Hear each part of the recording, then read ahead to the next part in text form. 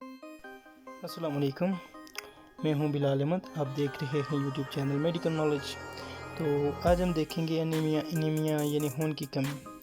तो खून की कमी बच्चों में, बड़ों में, ख़ास तौर पर जो होती हैं फ़ीमेल्स, औरतों में इसके बहुत ज़्यादा मसाइल होते हैं। तो दरअसल एनीमिया क्या है, इसकी क्या काजेज़ हैं, किस वजह से खून की कमी जिस्म में हो जाती है, इसके अलामात क्या हैं, आपको कैसे पता चलेगा कि आपके जिस्म में खून की कमी है, और उसके बाद हम पढ़ेंगे मैनेजमेंट, हम इसको किस तरह ट्रीट कर सकते हैं, ऐसी कौन सी मेडिसिन है जो हम इस्तेमाल करें जिससे हमें खून की कमी पूरी होगी। तो सबसे पहले हम देखते हैं एनीमिया यानी खून की कमी, इसकी नॉर्मल रेंजेस क्या है, इसका मकसद क्या है।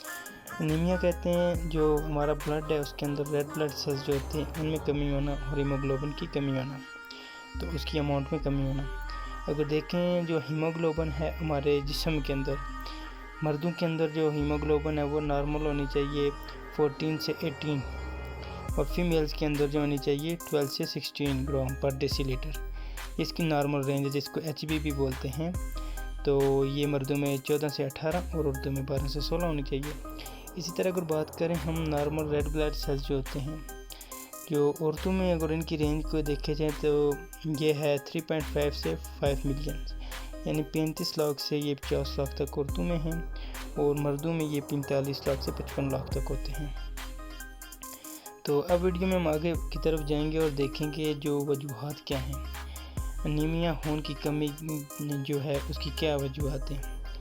तो उसकी जो काजेज़ में है, सबसे पहले आयरन डिफिशिएंसी एनीमिया, जिस्म के अंदर जो ब्लड है उसमें आयरन की कमी होना, जिसकी वजह से हमारे जिस्म में खून की कमी होती है। विटामिन B12 की कमी से भी हमें खून की कमी का सामना होता है। और इस तरह एनीमिया ड्यू टू कॉन्टीन्यूस, ये हो जाता है इंटरनल ब्लीडिंग। अगर कोई किसी जगह किसी को अंदरूनी मसला हो, यानी खून का जिस्म के अंदर बहना, किसी वजह से ट्रॉमेटिक हिस्ट्री हो सकती है, कहीं से गिरने से हो सकता है। इस तरह ओपनली अगर कोई बंदा कहीं से गिर जाए या इस तरह से जो है इसका खून जिस्म से ज़ाया हो जाए, तो ये ब्लीडिंग की वजूहत है। इस तरह और भी बहुत सी वजूहत हैं। औरतों में ख़ास तौर पर इसकी वजूहत होती हैं, ख़ास तौर पर ऐसी औरतें जो प्रेगनेंसी के पीरियड के अंदर होती हैं, उनमें जो है ब्लीडिंग की बहुत बड़ी वजूहत होती हैं।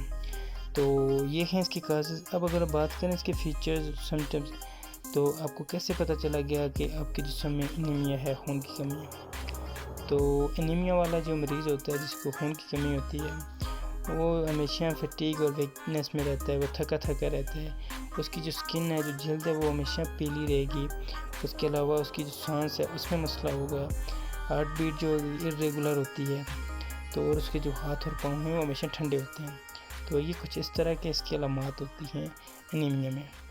अगर बात करें एनीमिया को हम किस तरह ट्रीट कर सकते हैं, इसके लिए ऐसी कौन सी मेडिसिन होनी चाहिए जिनको इस्तेमाल करने से एनीमिया से फ़ायदा मिल सके।